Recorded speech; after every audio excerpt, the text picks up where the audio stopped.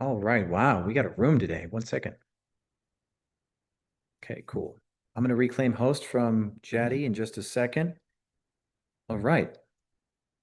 Welcome in, guys. I'm just got back in the country, by the way. I just flew back in. Me and some uh, old, old guys, like OGs in the short-term rental space. We're working on a tech company, so we flew down to Mexico and did like a 3-day mastermind. It was actually really, really fun. So, with that said, introduction. If you don't know me, my name's Sean Rocky Jicha. I've been a host for 11 years now, 11, which is nice. Been creating content on how to do this business since 2017, so it's been about 9 years.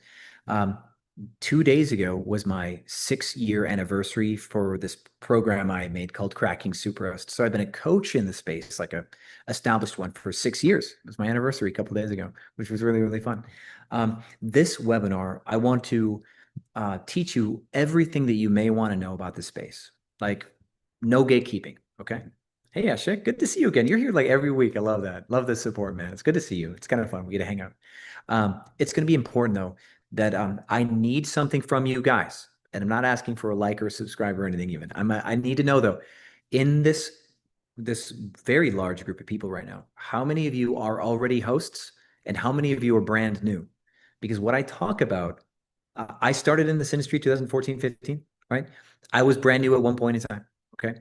And what it took to get started is different than the stuff I talk about every day now. Okay.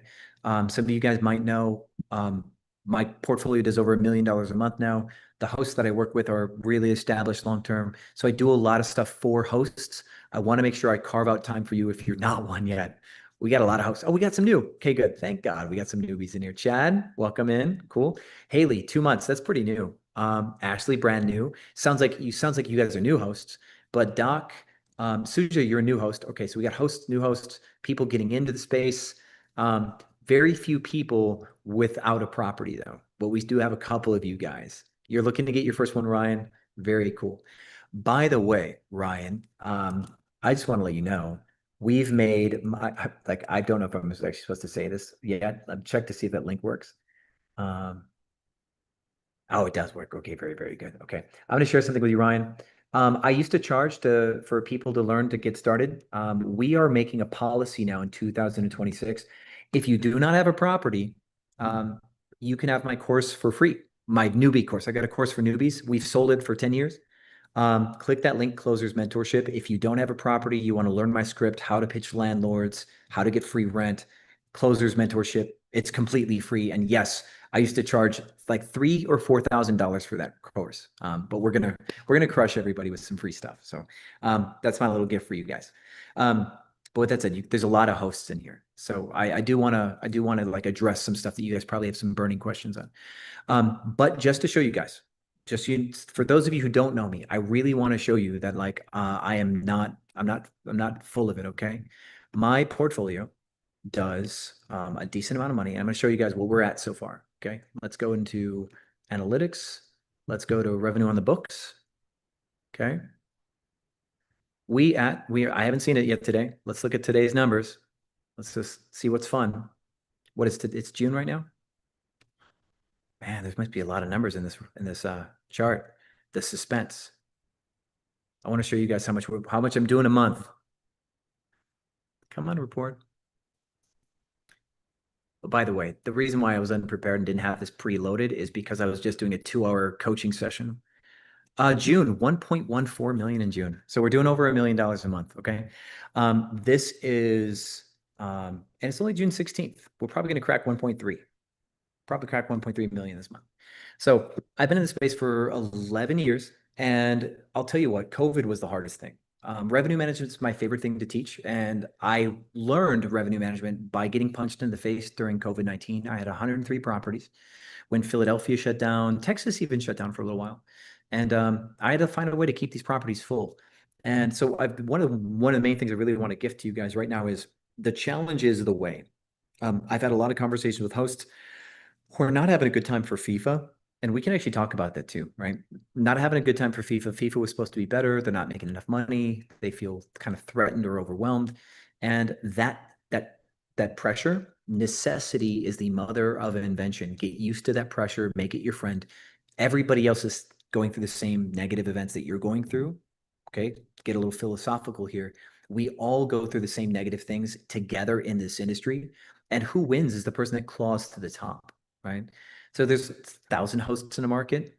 20 hosts are willing to change. Those 20 hosts will always survive, and then the rest of the 1,000, the cards will fall where they fall. But if you make it your like intention to recognize that we're all in this together, hell or high water, and as long as you're the one that's most adaptive, you will always come out ahead. And I proved it. Like there are companies from COVID that had 2,000, 3,000 doors and they went out of business, right? I had 100 and I stayed in business. It was really how you approached it at the time. Okay. Times of adversity, a man is introduced to himself. That's a really good quote, Marwan. Thank you. Yeah, you really do meet yourself in those days. You really do. By the way, uh, all of you, I want you to know that there's a button in the bottom center of your screen where you can raise your hand to ask questions. Okay. Um, I'm ADHD and I will tangent and we'll talk about anything you want to talk about at any moment in time. You can just raise your hand. You want me to look at your listing? You want me to look at your prices? You want to complain about a guest or Airbnb, or you're trying to get a landlord to say yes? Anything. Okay. Um, who here has a special topic request? Awesome. We got a hand, so we're gonna take it. But anybody, if you have a topic request, put it in the chat because I want to be inspired by what you guys want to know. So Mayan, pleasure to meet you. Welcome to the front. Yeah, Melissa, sure. Put your listing in the chat. I'll pull it open. Um, I might have mispronounced your name, Mayan. Mayan? Mayan? You are now off mute, so you can actually you can come off mute and start talking any moment. I can respect that, Melissa. Tell you what, while Mayan is trying to figure out maybe what's up with her mic, Melissa, we're gonna actually look at your listing and I'll do a listing review. Let's lead off with listing review. So here's going to be my thoughts for you. Melissa, if you could go and take a look at your conversion data for me. I have a small feeling that this photo probably doesn't convert as well as you'd like, but given the rest of your space, this could still be your best hero photo. Could you go do this for me? I don't know. Do you know where to find let me actually go and show you. I'm gonna have to go to another screen. Because for some reason I'm not logged into Airbnb this one, but I am on Opera. Okay. So I want you to do something for me. I'd like you to go switch to hosting.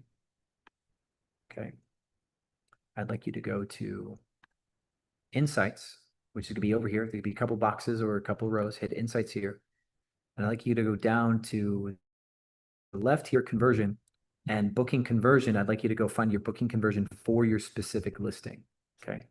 So like you click on that, for example, and then this will give you your conversion data, right? I'd like to tell me what those numbers are, please, because that's an important stat for us. Sikander, sure. Put your links in the chat. Very good. So one of the main things that I think is important for you, right, is we want to look at whether or not this type of photo gets click through. What I've noticed is I was completely wrong about something, and you're doing the thing that I thought was going to work, and my tests so far have not worked. And what you have is a very close-up shot that doesn't show the space. And I was hoping that close-up shots that don't show the space but are artistically interesting, I was hoping that those would get click through. For me personally, that what I'm calling obfuscation did not work for me. So I think it's important that you check to see if it works for you. Okay. Now your photos, they're bright. We like good bright photos. You did that right. Okay. I think if I'm gonna give you the one main thing, the meta of our space right now is like white walls are not really our friend. Everybody's got white walls, and we really need to get out of that. I like a few decisions that you've made, right? This is a nice big tree. You didn't slouch on the fake tree, right? That's nice. You've got a really interesting lamp, right? The line work and the lighting can be really cool. So you've done a couple things really well, right? And you actually have a shelf under the TV. A lot of people skip that. So in that way, you've already done a lot of good things. I really just think you probably should pick a color. There's probably like a sky blue, almost like a bluebell blue that would look really good with the woods and the tan colors. I think you could probably do that. Having some sort of color in the room would bring the rest of the room to life. If you ever do one thing, I would probably throw these images into ChatGPT and say, hey, Imagine a few different paint colors that would make the room look amazing and generate those images. And ChatGPT can give you fake images of what these rooms would look like with a different color. Um, See that there's actually already a little bit of depth here from this color over here, right? This room already looks so much more interesting over here because of what you did with the wall. You did a good job with that, but you've only done it in one spot. We really want to expand that. I like your little touches. Your photos that have the touches are good. Your coffee with the decaf, good job. Great job, by the way. This is super important. Um, do we have pots and pans on the stove? This is almost clear enough. You still have them on the stove, so that's good. I would probably want one that's a little bit more on the money, but that's still good enough. I think you did a good job. So you're expressing the things that people need to feel like they could stay multiple days. I think you're actually crushing that. And this area here, like you've got really good artistic photos. This does look like it's in like a B or C class property, like a cheaper Austin property. And because I'm looking at the build of the property to make that decision. Actually, I'm very familiar with these types of properties with their like the build out. So yeah, this looks like your rent's probably under $1,300 for this place. And given that that's the case, I think you've done a pretty good job, actually. Yeah. This is like a little two-story B-class property. Um, Maybe even was a C-class conversion. I think you did a good job. You did a really good job with the build on it. I think you just need a little bit of color. Next, we would want to look at this. I do not see the word you or your in the first two lines. Okay. Um, and that can be okay if you use action language, but you didn't, right? So, for example, I could say you will settle into or you will relax into. That's one version of an action word. But I could also just say relax into the king bed, right? I could say it without using the word you. It's almost written like a command. Um, but in either way, we've got two paths. You need to use this active, almost like sound like you're giving a person a command to enjoy themselves, or you need to use the word you. Um, I'm still not seeing it. And yes, you're not bringing people into your copywriting. That's going to be the main thing here. You're not bringing people into the copywriting. Now, you're also going to have a situation. People are going to start skimming. They're going to stop reading right around here. Okay, they're going to stop reading. So this little list here, this little list idea, this is really good. These are good. What you want to do is build a list that's about this long, and you're going to put it right below space. So you're going to have space, bullet point list, and then you're going to have a call to action right around here. And this is above the fold. And what above the fold is, the king bed, this line is the last line of the fold. And then like this is the first line below the fold. Because watch, as I scroll down, you can't read it. So that's below the fold, scrolling up, right? So we want to make sure that there's a call to action above the fold. And we want it to be right around here. So first paragraph should be more like a you language. Space should have a bullet point list of stuff. And then a call to action here. Call to action, send us a message. Let me help you plan your stay. Would love to host you. Send me a message. That's probably going to be the main thing that you want. After that, you can do a lot of this stuff. But the thing is, people are going to start skipping a little too early. Um,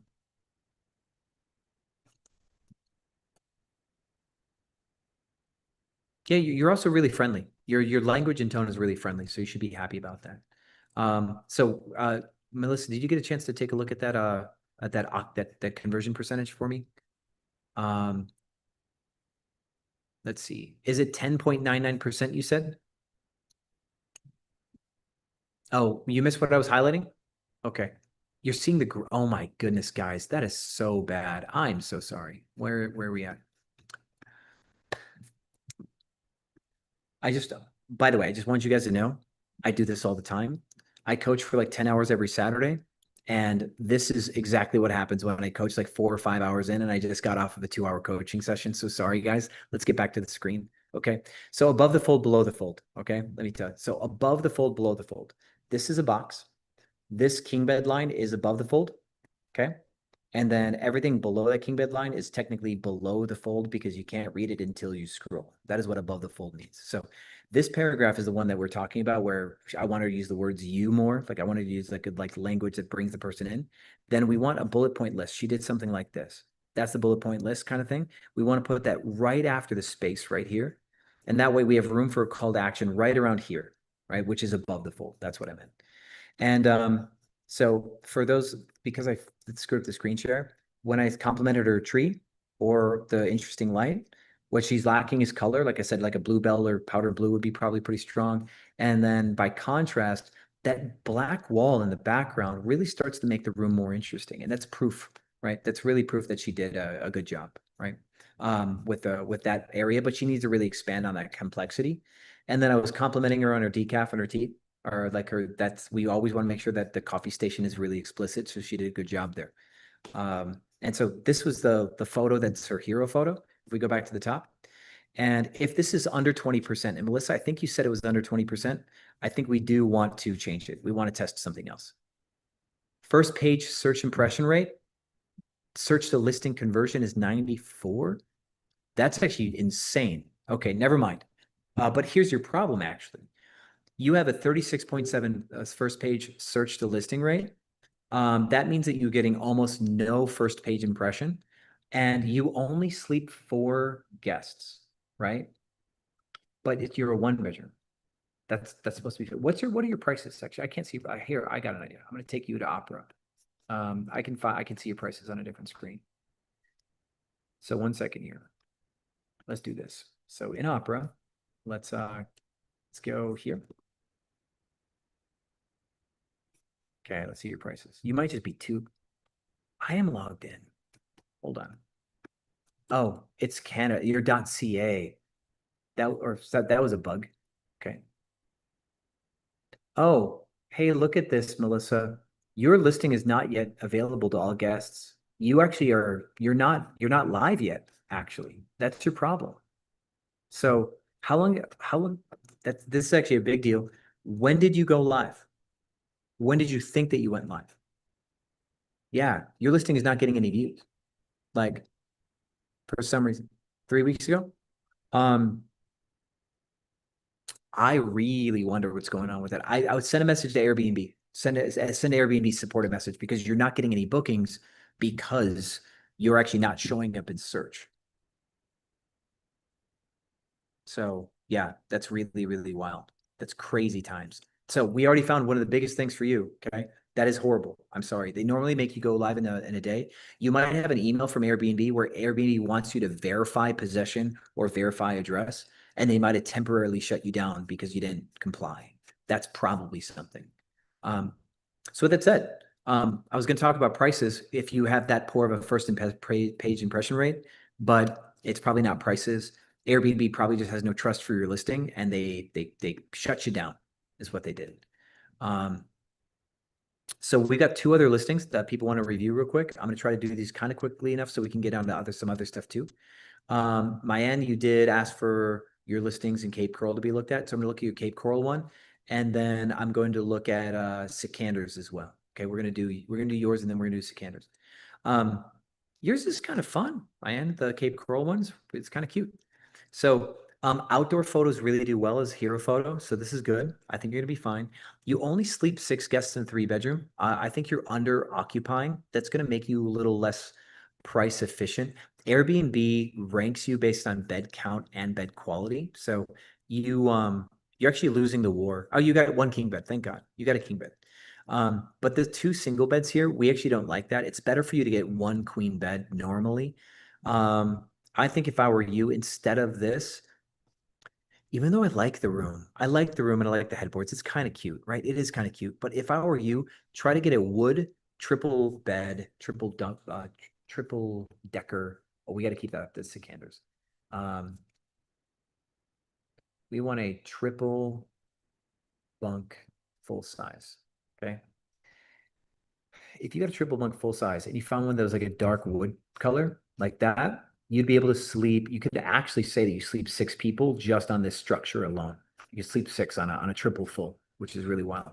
The question is can you get one that is can you get one that's dark wood that kind of matches your vibe, or do you have to make it? Right. That would be the one thing. But I'll tell you what, if you do that, instead of these 2 single beds, you would be able to make about an extra $110 a night on average every day of the year. Every day of the year. In some days, you're going to make an extra 250. That's going to be your immediate lift. The most immediate thing you can do is change out those single beds, because you just don't sleep enough people. you've got a great quality product, but there's always going to be this bottleneck, which is dollar per available head, you might call it, right? You have you have done a good job of making your place like look pretty in your photos for the most part. Um, Actually, I think we could still improve your photos, by the way. The whole vertical landscape change up is not your most favorite thing. Um, we would like a we want 3 photos of any room. Actually, here's where you can improve too. We want 3 photos of all rooms because we don't want to have just 2 small photos like this. We would like to have 1 big photo and then 2 small photos, right? We want 3 photos per room. That's like the layout thing we want to do. It also helps people build trust with your listing. I really like your tone though. I really like the lime wash kind of look, and I think it's really good. So what you've done is you've I think you've maximized the amount of money you can get per person to a degree. But now to make more money, you just need to be able to sleep more people because there's always going to be an upper limit per head in a market. And if the maximum is like $100 per person, right? And you can sleep 5 people, that's 500. But if you can sleep 9 people, that's 900, right? So there's very quick math that you can do. Aside from that, I think that's going to be the fastest thing that I want to give you. That's going to make you some serious money is sleep more people. You've otherwise done a great job with your photos, and uh, I would want to make sure that you use the word you. You're doing a lot of R. Oh, you are. Oh, you are. You do have a you here, but oh, you are. You're talking more about yourself than them. We do want to change that. We want to gate that differently. So that's gonna be a copyright shift that I think a lot of real estate people actually make this mistake, right? You're very proud of your property, but it's really not about you, it's about them. If you learn to speak to your customer, it'll help improve your copy. But we're splitting hairs. That, and of course, like I said, 3 photos minimum per room, I think is going to be a big thing for you. But great listing, by the way. I call it. What was your reviews? We probably should give you some dap if you had good reviews. One second. You look like the type of person with good reviews. Oh, wow, 4.5. Whatever happened, some 3 stars. I'm sorry about that. Um, Not the dog yet. Let's find out what happened. Okay, this is one thing you want to be careful for. Okay. Um, I have a friend. I have a friend who quit Airbnb. So here's my ghost of Christmas yet to come, right? I have a friend who quit Airbnb. His very first year, 2022 or 21, he made $155,000 on his house, right? The next year he made 137, but then he made 115, and then he made 80 something. And then the last year he made 60 something and he quit. Same property. He never reaches out to me for help, right? And you know what's really funny? All my friends have gotten into Airbnb, but none of my friends actually ask me for coaching. Like they could just show up on a Zoom call like this, right? They could ask, but they don't. And he's like, "Man, I should have talked to you, bro. I should have asked you years ago what was up, but I just didn't want to. I didn't want to waste your time." I walked into his house and like all of his chairs, like chairs like this, were just covered in black, nasty stuff, just absolute junk, you know? And nobody would have ever sat on anything in his house. It was the grossest thing. He had a beautiful house, but he never changed out his furniture. He never did any like TLC to the property, and he went out of business on maintenance, on upkeep. That was really what killed him. So, when you get a 3-star review for upkeep related stuff, you want to treat that as like a 5 alarm fire, right? I teach my team every property needs to be in like new condition. That's our motto, like new condition, and I make all my housekeepers memorize that, and that's our angle. Sikander, you're gonna be next. Immediate thing, okay? Where are you based? Humble, Texas? Okay. You have a scale issue with your furniture. This is a tiny distinctive thing that you'll learn eventually. Most everybody learns this the hard way. Your room is really big, right? But all of your stuff is too small, or the couch mainly is too small. That couch is way too small for the room. And because it's too small for the room, a lot of the room looks naked, right? We've got just so much floor available. And so if you got a bigger couch, and you got a coffee table that was lower profile, and instead of such a rectangle, maybe less of a rectangle, more square, that would make this fit the room better. So the first thing that I'm seeing is your furniture wasn't properly selected for the aesthetic. Also, with the color furniture that you have, with the tans and the dark browns, I think you should pick a wall color that can complement, right? But what's cool is with this, you could go with plum, dark green, burgundy. There's a lot of colors that you can do that would really, really complement your furniture choices. You've got a lot of dark stuff, and I think you should lean into a wall color. Otherwise, there's just a lot of contrast, just tons of contrast between the light and then the black furniture, light and dark furniture, light and dark furniture. It's just too much contrast. You pick the right wall color that kind of starts to meet the furniture in the middle, and you're gonna crush it. With that said, this vertical photo is one of your better photos, so we're not gonna cut it. We just don't necessarily want to have vertical photos and sideways photos. Your coffee station is a nice coffee station, by the way, right? But look at the tour. Because the vertical photos, the coffee station is a little too far away. If this was landscape, you can find a way to like show me the coffee station better. You just probably need a wider coffee station to show the stuff that's down below, right? But you don't need to show all of these. You probably just show some. So I would move the toaster. That's what I would do. Move the toaster for the shot, do another one, put all the goodies up top, and do a coffee only shot. Get the toaster out of the way. That's the way that I would do that. We want to put pots and pans on the stove, right? If you put the pots and pans on the stove, you can save yourself from this shot, right? This shot is not a very, like, this one's not a winner, right? We don't like taking shots inside cabinets. So instead, stage the place with the pots there, and you can get away with not needing that. Now, it is cool to show that you have all these things. Like your property looks like it's more like economy.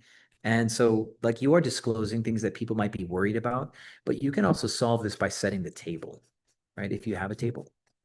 Yeah, so this table shot, if you have dining room, where's living, full, bedroom, where's the dining room?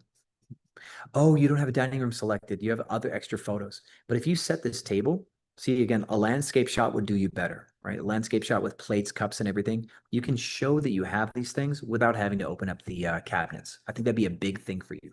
We do need to get away from those vertical photos.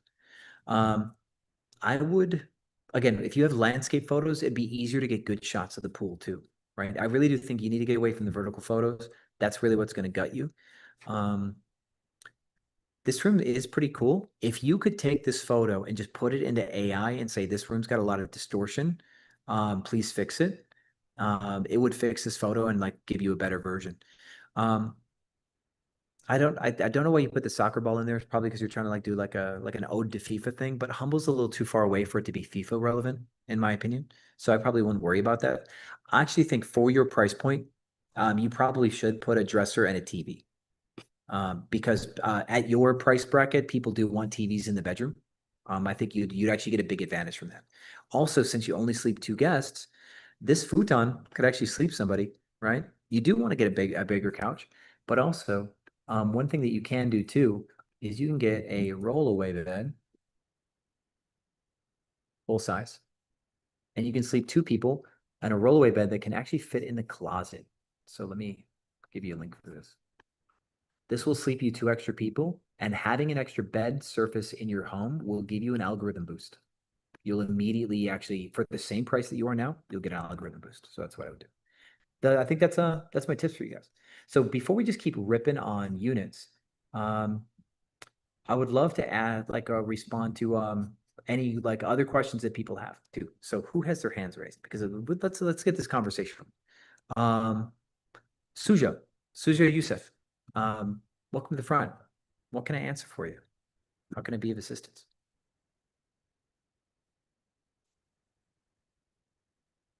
If you'd like to come off of mute. If you have your hand raised, I'm going to invite you to come off of mute. That's kind of our thing. So, um, cool. Kathy, go for it. Kathy, and then we have Anne and Ava. Ava Event Group. That's really fun. And then John's. We got a couple. So what's up, Kathy? How's it going? Hi. Hi. So I want some I have beachfront, two different beachfronts in South Texas. They're Sure. booked all the time and prime season because it's hot and you want the beach. Yep. But what do you suggest? I put a hot tub up on the deck Mhm. and it's made some more people come, but I need some more strategy for off-season booking. Yeah. So what you've done is what we would call a heat feature, right? So you can expand on more heat features. Do you have enough yard to do like a fire pit or anything like that? I do have a fire pit. It's so windy, nobody uses it, but I do have a fire pit. There's not really any space in the yard to do. I have a big space, but you can't build something out in it because it's a buyout lot for hurricane. But Yep. around the house itself, which is buildable, people park underneath the houses because they're up 20 feet in the air. Mhm. And so I really don't have much that I can do for off season. Okay. Okay. You may want to actually restructure your photos. How many photos are in your listing typically? Or Probably 40. okay, cool. What we're going to do is we can shuffle those photos to bring more of the heat features to the top of the tour. Lean more into heat feature photos in the winter. That's one thing. Do you have a Yeah. fireplace at home? I do not have a fireplace and there's no way to put one. Yeah, it's okay. I was gonna say that would be a prime example of like loading a heat feature on your hero photo. That'd be really good. Your hero photo you can change it out to like have the fire pit slash hot tub somehow in the same shot would be crazy if you could get it done. Another thing is proactive pricing. So I'm gonna screen share Price Labs for you. See if I can find you a listing that's kind of up your alley and tell you what I mean. Okay. Yeah, and it's very competitive. A lot, really competitive. You know, you can still whoop everybody's ass. Don't worry, we're gonna figure it out. They won't have anything on you. So let's look.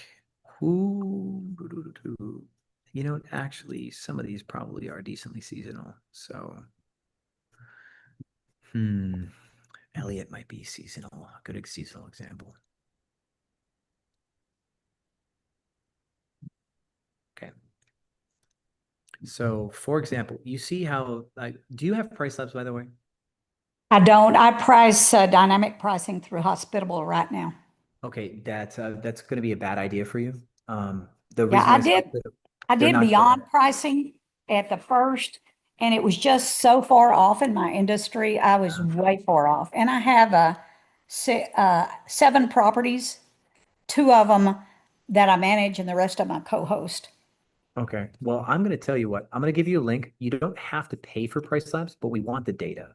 That's going to be one of the main Okay. things. Okay. Okay. We want the data because I'm about to walk you through this and kind of what we can do with it. Um, we also don't necessarily just agree with the software anyway, you know? Um, so what you're going to see is in Price Labs, there's this neighborhood data button that's to the right of calendar. And this shows you what your neighborhood's up to. These pink and gray bars are like price distribution for your competition. But then this occupancy chart here shows you what the average occupancy is per day. Okay. You can see when days are going to be high, but you also can see like in the winter how bad a market's going to be. Like 36% occupancy is what this says. The market last year, the final occupancy was 36%.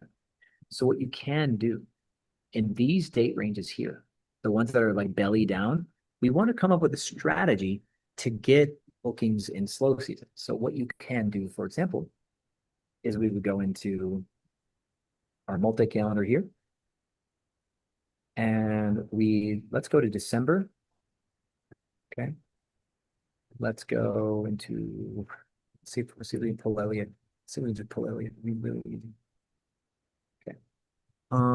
Yep, there it is. Skies and tides. So you see this blue area right here?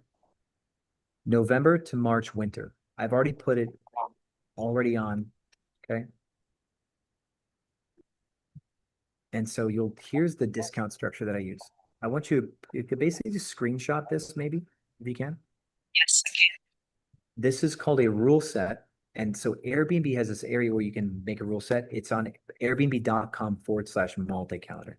A lot of you guys might not have this feature yet, but here's the hack.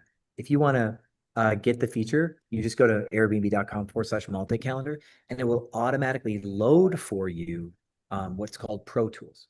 Okay. And by loading Pro Tools, you're able to get rule sets. Okay.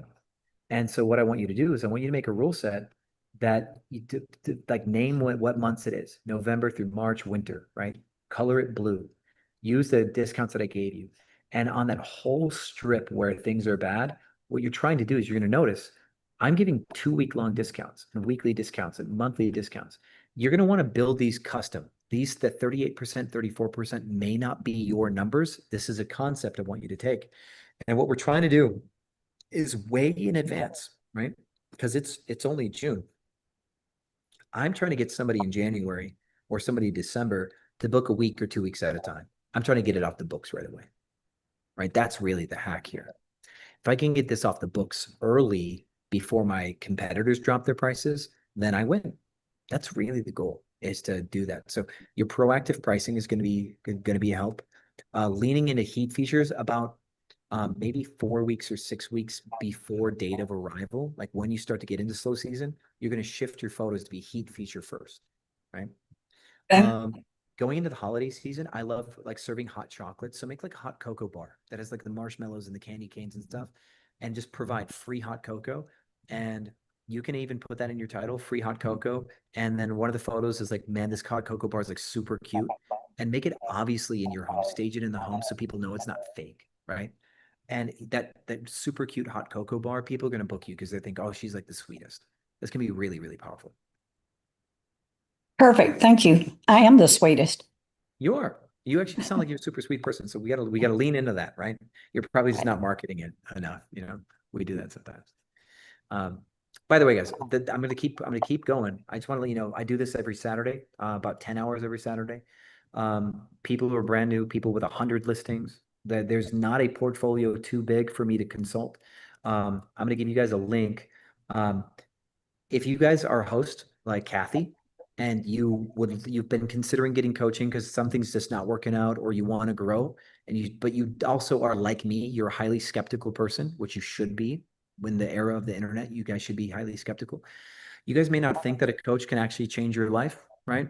So we do a program for anybody who's an established host. I'll give you a month of coaching. I'll coach you for a whole month every week, weekly coaching, me and my team, 7 coaches, for less than $1,000, right? And then you can choose to continue with me. And you can continue month by month if you want to after that. But I'll prove it to you. And I will change your life like so much in this business that $1,000 will be just an immense value, no strings attached. Okay. That's like kind of like I'll prove it to you if you're already a host. Just want to let you know that. Um, and the link is in the chat, by the way. Johns, you are next. Welcome to the front. How can I be of service? I'm I just have one rental property and I want to do arbitrage. So my question is, Yeah. how do you choose the properties for your arbitrage? Ooh, market research. Okay, by the way, in the chat also, I'm going to give you a link to my arbitrage course. It is now free. I used to charge for it, like about 4 grand a student, but it's free now. Okay. Because I do most of my coaching with established people. So enjoy that program. It answers a lot of things, but it doesn't cover market research so much. So what market are you looking to do arbitrage in? I'll try to give you a real world example. I'm in Georgia. Actually, I met you when you came to Atlanta. I remember. Yeah, we went over your listings, right? Yes, you did. Cool. Yeah, I remember you. Good to see you again. Well, Good glad, to glad I see you. glad I got you on team arbitrage now. So let's do Atlanta. You're actually, are you up north by Marietta or are you in a different direction? I'm south, about 20 minutes from Atlanta south. Okay. Okay, cool. So let's do this. Let's go into an Airbnb, right? And take a look. I'll show you kind of how we like to do this. No. What is that? Wow, Airbnb is being goofy. They're testing different landing pages. So let's go to Atlanta, right? We are going to do something called skimming the algorithm. To skim the algorithm is to just look very quickly at a page and see what Airbnb is trying to show us. In Atlanta, obviously, like that's one thing, but we're going to go south, right? If you, Yes, uh, I'm in Conyers. yeah, so let's see if there's anything down here, right? That could be worth your time. Um, there's some stuff in Columbus actually that's performing too, but you're closer to Atlanta than Columbus, right? Yes. Uh-huh. Okay. Huh. Okay, there's some stuff outside of Conyers over here Okay. also, right? So we can check to see if there's something up in Covington, right? So now that we zoomed in on Covington, this property is really pretty though. This is a really cool property, right? And so since the property is super unique, we may not use this to determine whether or not we can be profitable because to copy this listing would be a big lift. Well, maybe. Actually, it's not so crazy. Person's got some style, actually, really, really cool. And they got a lot of reviews, 5 star, perfect 5 star, 152 reviews. That person's a banger. Good job. But with that said, we'd like something that will be easier to beat. It looks like there's a couple people who would like the person probably was so actually there might be the same person because whoever's doing this is like really leaning into that. So in Conyers, it looks like there's a lot of like old plantation and colonial homes. Looks like there's like a feel for that. This property is a little bit more normal. And what we can do is we can take a look at a normal property and then look at its future bookings. Okay. And wow, they are booked. Look at this. They're booked through August is partially booked. September's partially booked. Oh, wow, they are mega booked. Look, October's fully booked. November's almost fully booked. December, they're booked into January, February, March has got bookings. And then they said, then they're finally blocked. Hold on. No, then they're not. They're still open a little bit. So actually, here's the thing. They get 527 reviews. That's tons of reviews, which means this listing is extremely active. And we can go back to like most recent, we can actually see if they're getting a ton of stays. A week ago, 2 weeks ago, 2 weeks ago. Yeah. So the calendar that we just saw is actually completely full from bookings. So it looks like this part of the world got a lot. Covington, Georgia's got a lot of activity, which is great. Yeah, there's a lot of filming that goes on there. So now that we know Covington's cool, we would love to know how much somebody's making. And we don't have a lot of dates to check. But she's charging $500 a night and she only sleeps 6 people. Yeah, 1,000 for 2 nights. Got 1 day here, 550 for 1 night. So she's charging $500 a night. And so what we very quickly did is we found a property that's not the craziest, right? Because the other two were like completely built out to be almost thematically colonial. But this one's got very normal furniture. Okay. It's got good rooms, but still not crazy, right? She's doing a good job. And of course we want to keep up with this stuff. These rooms aren't crazy. This property can be competed with, especially with the rail beds. You can beat that, right? And so that's what we want. We want a listing that we can beat. And these beds are not the best bed frames. So that's an example of somebody who's not gone all the way, but they're still making $500 a night. They're almost completely full. So with that said, if this lady can very easily make $12,000 to $16,000 a month with a 3-bedroom house that sleeps 6 people, you can do the same. You can make $10,000 a month. And I'm absolutely sure that if we looked in Covington, Georgia for rentals, you're not going to spend $6,000 a month on a 3-bedroom house, right? So the margin will absolutely be there. In concept, what I just showed you was a very fast version of quickly looking on the first page of Airbnb to see what Airbnb is trying to show us. We're looking for a pattern. We're looking for proof that there's profitability. And what I did is instead of looking at the very best listings and going, hey, what are the very best listings making? I was looking for something that Airbnb is presenting well, like giving some reach, but also a listing that I could keep up with in the market if I joined. And I just wanted to make sure that that listing was profitable. So if you find a listing that you can beat, and the listing that you can beat has bookings and you can look at the calendar and know that there's enough money, then you know that there's profit for them. And the assumption is if they are profitable and you will be better, then you'll be profitable too. Kind of a fast So way.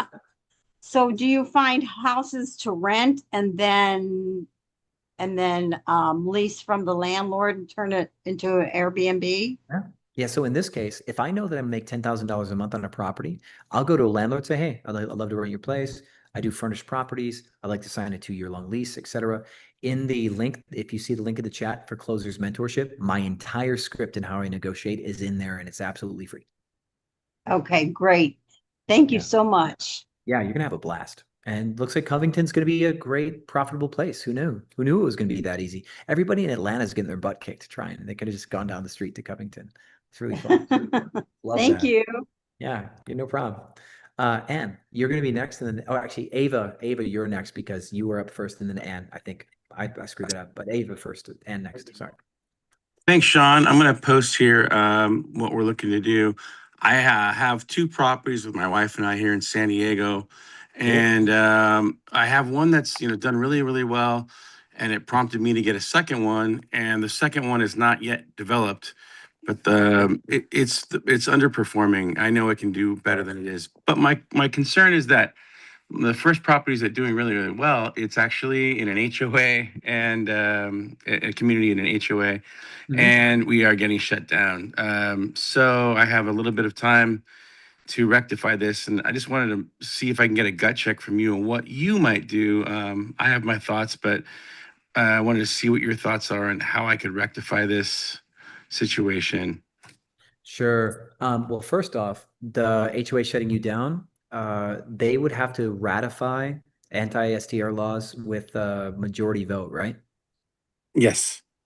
You can check to see if a majority was even in that meeting, because a lot of times there's not enough people in those HOA meetings to actually ever ratify anything. Right. There's like 3 or 4 people. It's a small 16 home community that I live in. Yeah. So if it's a 16 home community, they would need a vote of at least 8, probably, right? Correct. So 3 people can't vote you out. They didn't get a proper ratification. So I could ask for a lawyer or send hire a Yeah. lawyer. Yeah, there are lawyers that specialize in exactly this. Interesting. Yeah, you just got to fight fire. Fight fire with whatever this is called. I don't know if it's fire. The CC&Rs, the language looks like I would not lose. I would not win currently, but I'll take that point and I'll take it to somebody who can look at it. Well, because if you were ever allowed to short-term rent and then they changed the bylaws to say that you can't, I'm assuming that's what just happened. Honestly, I got this in 2017. I started Airbnb just to try it and it took off. So I had not checked what the bylaws were prior to, but I know that I just got I got the digital version and I looked it over and had my best AI go at it and it looks like the language will uphold and I cannot conduct Yeah. this business in this community. So now you just got to find out when they ratified it, and if they ratified it correctly. A lot of HOAs are like just don't have the bylaws because Airbnb was so new. HOAs are older than Airbnb, so the bylaws never said it. So a lot of these HOAs have that trick. So that would be one, right? And if that doesn't work, then of course, then you got an issue. Which listing is the one that's not making money? Could you actually give me the real, like the link? Because you gave me the names of them, but you didn't give me like the link to the property. Oh, sorry. Yes, I should have sent it there, but I can do it. So I can do right away. Let's see. Midterms are a little bit rough, by the way. Midterms are rough, especially when other people can do short term, right? If you only do midterm when the rest of the world is doing short term plus mid, it can be tough. You would really be leaning into insurance, which you'd be doing a lot more outbound sales. You can do it, and insurance can pay so well that if you do pull it off, you'll make a good amount of money. I just don't ever advise that you would start an MTR if your neighbors are also able to do STR anywhere nearby. But in this case, since you already own the property, pivot into midterm rentals may be your best bet. My only issue is that I don't have the once you see the look of the property, it's the first link I shared. It has a thematic look to it. So my concern is it's a different customer archetype, and I don't know that that would be appealing to. You can unwind that a little bit, right? The arcade thing is a thing, right? The other property you're allowed to do short-term rentals in, right? Oh, the other property, there's no HOA. It's like on 10.5 acres. It's totally the wild, wild west out there. And so this one's not doing very well. Not yet. Um, okay, so you've got a property with big potential. But this is your design's just way too straightforward for what could be a luxury property. This is not luxury design for a massive property and massive plot. Right? You kind of underinvested in this. That's actually, I think, going to be your problem, right? So if we look at so your 4 bedroom on the hills, right? Because this could be really cool, right? Like this could be really cool. So your living room is generally good, generally. I still think that you could do better. If you want something to look more luxury, get one massive piece of art. Massive art pieces really give that like high-end look. That could be a way to lift this. What is your price point? Because that could be the real thing here. Let's go and take a look out here. Oh, wait, you got a 28-day minimum on this one, El Cajon? We currently do. We were looking to make this also midterm, but we're playing around with a few ideas. It's not really performing so great, so we're just experimenting at this point. We're not yet optimized at all. The other home has all the price slabs attached to it, and Okay, yeah. So yeah, if you're flying blind without data, because also you have the 3 night minimum here. Wow, yeah, for last minute, you're trying to get over $700 a night last minute like that. Yeah, you're definitely going to get murdered. You're just not meeting the market. You can this property will absolutely be fine. You just haven't found the market for it. Your prices are too high. You flip the 28-day. you're like for your price, you're just kind of like probably not quite the value you need to be. So here's one thing I would like you to do. So in El Cajon, what you can do is you can make a wish list. Okay. And one example of making a wish list. Oh, you're not going to show. Okay, there you are. So like I don't even have to save you. I can just do recently viewed. Okay. So what I can do is I can look at all the competitors that I think are valid to compete with you, and start clicking on them. Right. So I can click on this one. I'm going to probably close it out here in a second, but let's click on this one too, just for funsies. And I'll click on another one, just so you can see how this wish list thing works. Let's maybe person looks a little. Let's take this one. So now what I can do is I can go to wish lists, and wish lists should show me recently viewed. Okay. And in recently viewed today, here's all the properties that are in that wish list, right? So if I organize these into an actual wish list, like one that like is saved, the byproduct will look like this. And what I get to see, they get to see who's booked, and they're crossed out when they're booked. And I can also see what prices people are when they aren't booked. Right? And this can help you navigate your pricing decisions. So if you're like, man, I don't know, like we're getting our butt kicked, but what should I be for like the 6th to the 11th of July? I can see that there's 22 homes left out of uh, 41. There's 22 out of 41. So these dates here are 50% occupied. And let me see what their prices are. And so now that I see people's prices, 370, 360 for these, whatever. By the way, this is Vietnam. This is one of my new students in Vietnam. These prices are totally not normal for any property. Okay. Just so you know, it's Vietnam. But with that said, these prices, you'd say, okay, imagine these are all times 10, right? 2,800, 3,000, 3,300. You then navigate your rates around your exact competition using the wish list. So if I were you, I would use the wish list to kind of fight last minute and know exactly where you need to be last minute, because right now you're kind of flying blind and you've just really raised your prices to the sky, right? Last minute, your rates are probably going to go down into the 280, 330 a night. Last minute, basically anything. And last minute for a property like yours is probably anything inside of 24, 25 days. You're going to be under 300. From 25 to 40 days out, 45 days out, you could get 400 to 550 maybe. And then after that, you can get your 6, your 7, your 8, your 1,000, your 1,200, right? But you got to drive your stuff down for lead time, and you're just really not doing that.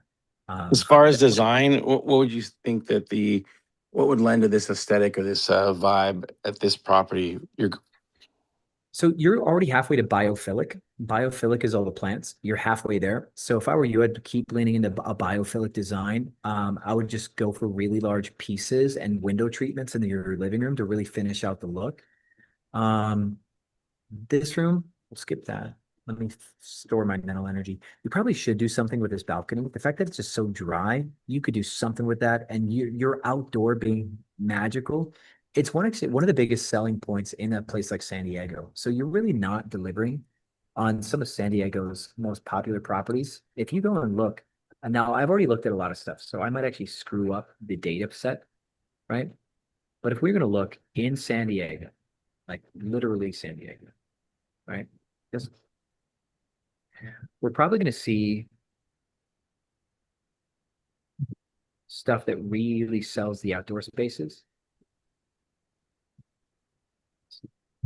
What part of San Diego am I actually looking? Let's go up. Let's go up to the coast. Let's go up.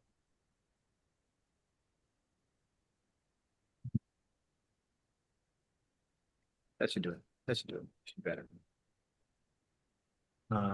People who have really beautiful curated outdoor spaces tend to do really, really well. Looking for some inspiration here. Like that. That's cute. It's cute outdoor. That's actually a cute outdoor too, right? Actually, you know what? I think I need to go and show you my student. Where is he? He's near Sacramento. I've got a student that we had some fun. I need to find him.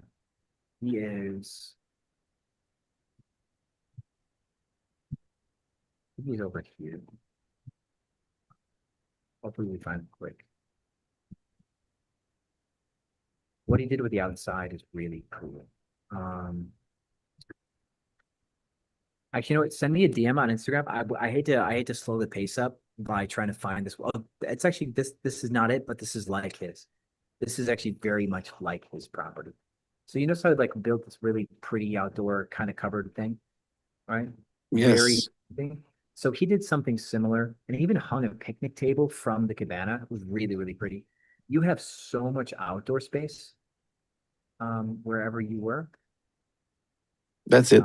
Uh, that's Cape. That's other girl. This is No, already. yeah. So you have so much outdoor space that you're not really utilizing. And what you have, like I would call a perception of effort problem. If you have a guest that's willing to pay $1,000 a night, you think about what their expectations are. What do they want to get for their money? The fact that you have a big deck that you've done nothing with, it's not only a product problem, but it actually says something about you as a host, right? Oh, like, oh, this is the type of host that doesn't do anything with their stuff. He probably doesn't care much. Like he's going to be a bad host, right? And so that as they go through their photos and take a look, if like they for any reason think that you really just don't do a good job, which actually this bedroom's just fine, actually. Bedroom's fine. Your bedrooms are overall fine. But if they find anything else that they think is just not like you don't care, then they get underwhelmed. And anytime that somebody gets underwhelmed, they get skeptical, right? So I think the one thing like your main leak is this deck. You've done nothing with the deck. That's your main leak where somebody looks at it and goes, maybe this person doesn't care. Maybe this person's not a good host. Right. And then your pricing is the thing. So make a wish list of your competition, and stock them. And then that way you adapt to their prices. Anything inside of 45 days, look at your competition to make your decisions. Lock into price labs. You don't have to pay for price labs yet, but at your price point, you probably should pay for price labs. At points, if you really have a hard time, like you really want somebody to fly this for you, my company, Revonde, I do pricing for people. So, I'd encourage you to go at it alone, maybe try to gain some kind of some knowledge on this. But if you still feel like you can't get traction using even with the wish list thing, I can actually do your prices. And at your property size, it would be worth it because we charge a flat fee, like $130. And for design, do you also have design resources you offer? I have the best short-term rental designer in the world, but she's in my program. So remember I said like we do coaching for like a month for under $1,000? Yeah, I'll do it. Yeah, so that was that one link that's up there somewhere. Let me find it for you again. Her name's Karis. It took me years to recruit her, by the way. They took a long time to get that girl on board. But yeah, she's like Restoration Hardware calls her and says, hey, we need to design furniture for next year's collection. And they've actually they've paid this woman to create the furniture. Wow. Yeah, she's an absolute hoss. She's the best. And she loves coaching. That's probably the other thing that I think is such a big thing that I'm really proud of. All the coaches in my program, they love coaching. I pay them very well too. I pay them well, but none of them would do this. Like none of them would not do this. Like even like at a much lower price or free. Like they love what they do. So Karis is not only a world-class designer, she really is just fall in love with the art of coaching. So yeah, she'll point you in the right direction. She can redo your whole place, even remotely. Like Right. you'll be really impressed. I really appreciate your time. If I could just squeeze this last thing in. So my thought with the back to the first property is that we've proved the concept, we've proved everything as far as Yeah. our ability to host and all that. And I hate to see it go away. I'm gonna try jumping up, going the legal route, like you mentioned, and I'll also take recommendation if you have any lawyers you recommend. But more importantly, I thought of maybe the arbitrage method of maybe I make this a midterm and take the concept and just go and arbitrage another home, knowing that I can maybe recreate what was working for me in another property in the same market.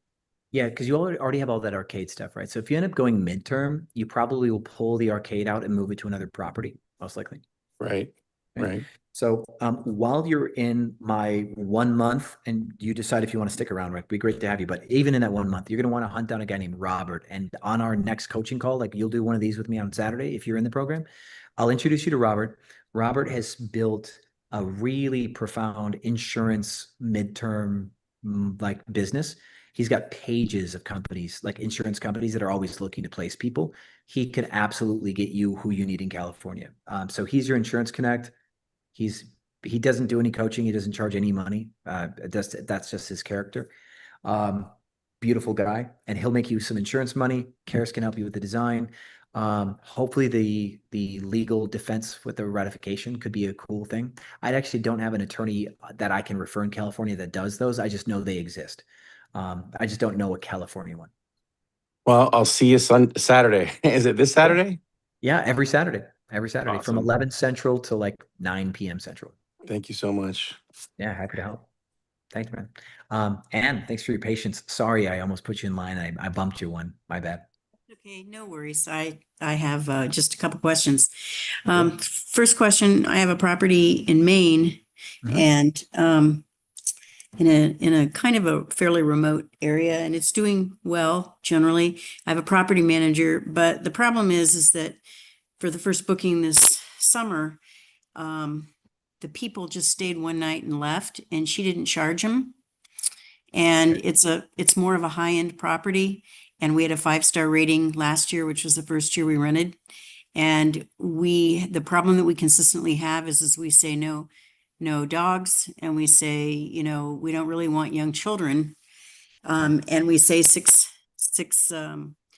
adults. I mean, we could maybe have one child or two, and so what happens is they lie and they bring a dog or two and they bring more people.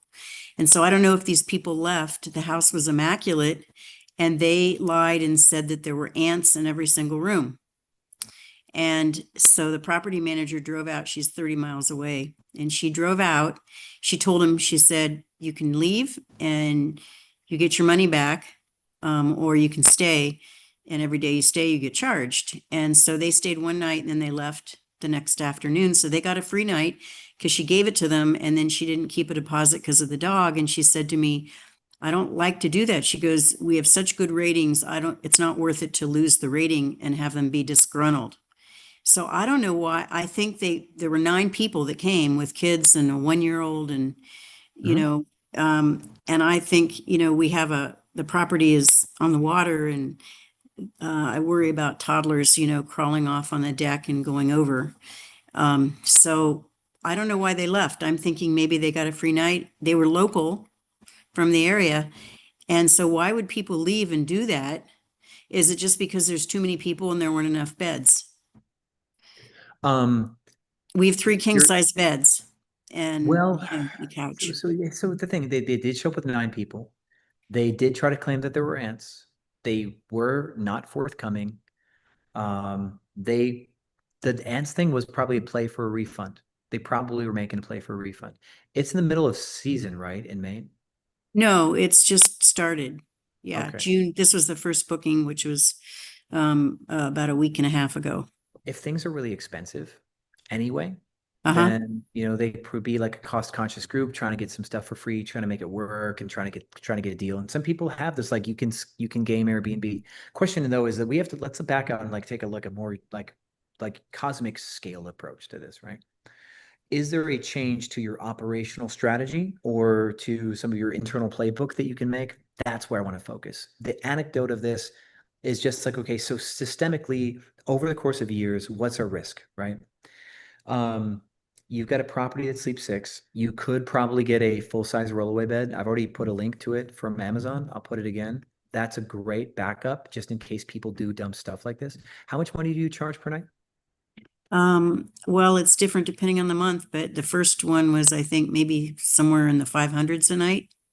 Okay, that's kind of low for what I was expecting you to say, but it's going to go up, right? And so if you're ever charging $800 a night, ever, right? These beds cost about $300 a bed. And But they're tacky and they're uncomfortable, right? but you do not advertise them. You technically don't even have them, right? You have a full-size rollaway bed that you have safe, hidden away. And there's this snafu where more people show up than they should. And you as a luxury accommodation should probably find a way to accommodate that, right? Even though they lied, right? If you can plan for this at scale, I'm giving you weird advice, but I'm giving you advice that works, is my point, okay? You could dig your heels in and say, on policy, we only allow 6. On policy, we say no kids. On principle, go fuck yourself. Like that's what other Airbnb hosts would do. And that's actually the poison that's really hurt the industry, right? You only allow 6. Somebody shows up with 8 and a kid. You bring out this, they say, by the way, we have a full size extra sleeper. Your other 2 guests can stay for a couple nights. You know, would really appreciate you if, just kind of go easy on the house. We're really only prepared for 6. You can negotiate and give them an extra sleeping surface. You'd be surprised what you can pull off with that, right? You can then later use the fact that they brought extra guests to defend yourself against negative reviews if they ever did happen, right? They already are in violation of Airbnb's ground rules. And so you can get those reviews removed. And so I would not be afraid of negative reviews if it's an Airbnb guest and they are in clear violation where they brought an undeclared pet, they brought more guests than your house can actually handle. You can do whatever you really need to enforce your policies, and Airbnb will remove those for retaliation. I've got an AI little chatbot. Like if you ever need to get a review removed like this in the future, just DM me on Instagram. I got an AI bot, like an AI helper that'll help you like design your request, like your removal request. But yeah, that's what I would do. But if I were you, I would try to build for the predictable and perform through the unpredictable. Because if you've got a luxury property that can make a lot of money and you want to have good reviews and you want to maintain that revenue, it would have been cheaper, it sounds like, to have had a full-size bed like rollaway that could have slept a couple extra people if you thought maybe that's where you lost them. And you had to give away 2 days or something at $500 each. This bed's $300, right? So sometimes your solution is cheaper than the cost of losing a day or two, Yeah. Well, the property manager wanted to stay low anyway because she wanted to build up. But we had a really good season last season, and it goes up, and I think it's listed for 6, 7, 8, I don't know, higher. But then I have another property, and these aren't rental properties, either of them.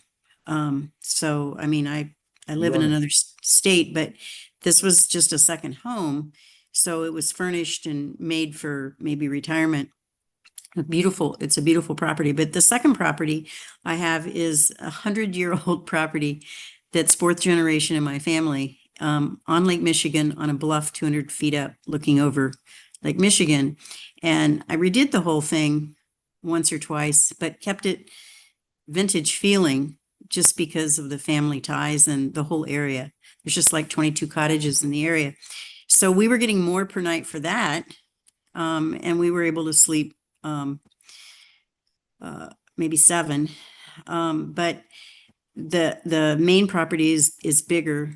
The Michigan property is like maybe 2,300, and the main property is closer to 3,000. But anyway, but we're having troubles now because in Michigan, it just seems like some of the people that rent it, they're so excited. It's really hard in that area. There aren't any properties for sale or available. So they're really excited to get in there, and they've been coming up their whole lives.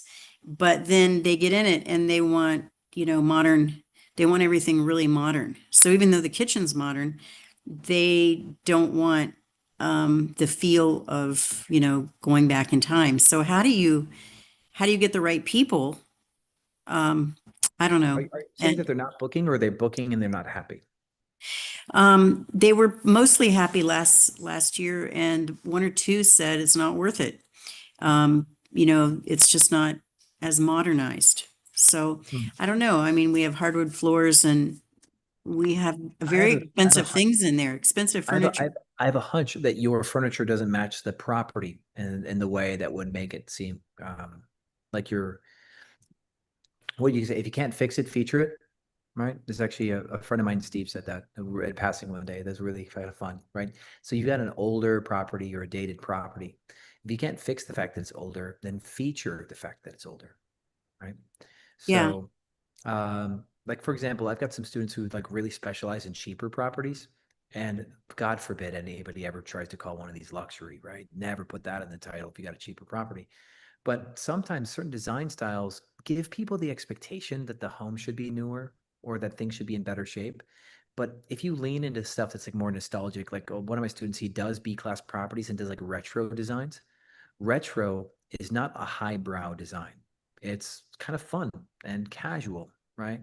And it's roller skates and afros and vinyl records, and it doesn't need to be luxury. And so he's really done a good job taking B-class properties and making styles that people like, that they're fun and they fit, and it keeps people from expecting more than they should. But the people are picking the retro or a certain type of person, and they're fine with it. So if you did change your design approach to really lean into the history of the home, it Yeah. would have its own look, but it would have the customer that would be booking for that, and then they wouldn't say it's not worth it. And so if you're having review issues, that would be a quick fix, right? You could also be explicit in your copywriting that it's an older home and whatever, that you're doing like a modern riff on an aged home, like on a historic home. You could try. Um, that could actually be really fun. If you're going to have a project, what you'd want to do is create what you would call juxtaposition, right? So you have some modern elements, but then you have some completely vintage old school elements. And you try to get them to clash in a cool way in the room. And this might be the most cost effective because you have stuff in your home that you probably just don't want to throw away or undo. So if you've got some stuff that does kind of lean more in that, like, hey, we spent good money on stuff, you could create this kind of clash. You just really need to bring the historical really to life. Maybe do some more academic stuff. You know, people do like the bookshelves and like the distressed leather kind of things. You might be able to lean more into some academic vintage and then get it to collide with some of the stuff that's in your home, right? Yeah. Completely conceptual. I haven't seen a pixel of your photos, but this idea is a way that maybe on a budget you can make it work and jam it together. Yeah. Okay. Well, thank you. That's very helpful. Yeah, I You're hope it very was. good at what you do. Thanks. It's only been 11 years. Can you believe that? 11 years in this game. That's So, a long time. yeah. Well, thanks. I'm happy to be of service. So, Thank you. yeah. All right, Dan, you're going to be next. And then we got Annabelle and we got Ryan after that. So, Dan, this Dennis, welcome to the front. Hey, what's up? Good to be here. Okay. First time on here, so thanks for having me. I posted a link of one of my listings here and just kind of looking to see feedback wise as far as what to do to improve photos. We've got some very, I'd say, premier listings in my nearby area. I'm in an HOA community on a community lake. I've got a possible pontoon boat, which I plan to possibly list on a jet set or separate app once they finish up the dock. So that's something I'm looking forward to. I'm also right next to pickleball, tennis courts, a lot of amenities. Yeah, I think I found your listing. Had to find it. It was in the Q&A. AZ Blue Lagoon. Yeah. Okay. Yeah, I got to type that in by hand. It's being silly. Once again. AZ Blue Lagoon. I can spell. I think. I guess I can't spell. That was terrible. Oh, there's an H in there. Okay. H/. Sorry, guys. One second. It's the attention to detail that'll get you. Got me. Screen share. Okay. How to improve your photos. Your photos are pretty good, actually, for the most part. Thank you. I have zero initial objections. Now, you are in June advertising a fire pit, like fire feature in June. That would actually flip that, right? Right. You're Okay. you're in Mesa. It's hot. What is it? 110. I'm Yeah, in it Scottsdale. is. I'm in Scottsdale right now. It's brutal right now, right? Yep. Yeah. So I would lead with something else. Now, one thing you do have kind of like maybe an underdone home slightly. Um, you got some cliche artwork standard, right? Every house does it. You don't have window treatments on the blinds to the right. You're kind of lacking color on the wall overall. Um, the rug really does make it easy to pick a wall color, by the way. You could pick a complementary wall color. You got a brown in there, you got a blue, you got some stuff in here. You can really lean into that. You're probably missing an armchair or something, right? You're missing some knickknacks, some books and stuff, right? You're just missing a couple little touches. That's what the main issue with the living room is. You're missing some touches. Thank you for saying that. That's exactly what I thought. And also, you then immediately confuse the hell out of people by having what looks like to be two living rooms in the same shot. Because now I don't know which couch is your current couch. Right. Yeah, we've got two separate living spaces in there, and right Okay. there. And We, honestly, organizing photos is kind of somewhat of a challenge in the Airbnb app. Is so I think because here's the, I see two different TVs. Um, so they're two different rooms. I think you should take the gray couch and corner TV out and move it into additional photos or another space. okay, Because here's the thing. Somebody goes, wait, hold on. The blue at the bottom of the wall makes me think it's the same room, but now I don't know which house it is. I don't trust you anymore. Is it the gray couch with the blue rug or is it the orange couch? I'm assuming it's the same room, but now you've done two different designs and I don't know which one. I'm not going to pick you because I don't know which one. And if I liked one more than the other, I don't want the risk that I'm going to walk into the other one that I don't want. right, right. Yeah, weird shopping situation, but yeah, welcome to funnels, right? We need clarity, and you're really lacking clarity on that. That's gonna actually be a huge bump for you right away. So move the gray couches out into additional photos, into like a media room. Just mark it as a media room. Okay, Um, mark it as a media room. yeah, mark it as a media room. Now the vertical photos are killing this layout. This is one good example why we don't want vertical photos. You see how your main establishing kitchen shot is tiny? Yes. So it's because of those two vertical photos. If you had nothing but landscape photos, Airbnb would shuffle these around a little bit differently. Also, you might have slightly competing ratios. You should all your photos should be 2 by 3 landscape always, and that'll save you from having this kind of like weird collage effect. Your coffee station, it's a good start, but see how this landscape shot does the whole job. See that? Mm-hmm. Yeah. Right? You don't need all this extra top and bottom, right? This is what you were trying to show people anyway. So go commit to landscape. Now here's the thing. I do see sugar hiding in the back, so that's cool. I do not know what types of coffees are inside of this. I would like to know that there's decaf. I'd like to know that there's regular. I'd like to know that you have tea. I'd like to know that you have creamer. So there's like some up like the coffee machine that you have is a good machine, but now I just kind of need to know that there's a couple more bits to this, right? Right. Um, if I were you, actually, I would include like honey in the shot. I really think, and here it's actually more for the countertop and the What was backsplash. that? Add what? Honey? Honey, honey, Honey. yeah. It would just look so good in the photo, believe it or not. It looks so good in the photo. So you show that you have creamer and tea and honey and stuff in the shot, like the honey's gonna pop off the page. And you're the only person I've ever said that to. But it's at the backsplash. It's just the color of the shot. So One, I've got uh, it. That see the cocktail bar. I was thinking about turning the coffee into the cocktail bar because I don't think many people use this cocktail accoutrements, and the no, it's a coffee on vibe the though. It's a vibe though. This is actually a really good shot. This has got personality. okay, So, but it's the landscape. See this landscape nice and close up. This looks good close up. right. It's a touch. And so remember the guy that I was talking to in San Diego that I said he's got a perception of effort problem? Yep. Yep. If you take this away, it's gonna cripple that, right? You've got effort. You're showing effort, right? So that little extra bit is effort that guests want to see. They want to see this stuff. Um, this photo, we would love to see pots and pans. We want to be really explicit that I like that you got the olive oil, salt and pepper. So take another shot that's actually like dead on the stove, like almost like a corporate headshot, right? Like you're just looking at the stove dead on and put the pots and pans on the stove. Yep. Um, that'll help you get like 3 day stays, 4 day stays. Um, Otherwise, aside from this room, right? These bed frames don't look the best, but aside from that, everything else is so good. I'm just gonna be picky about bed frames. The reason why is because the guests are always looking for little problems, and those bed frames look like the cheap ones, and somebody might have an opinion about that.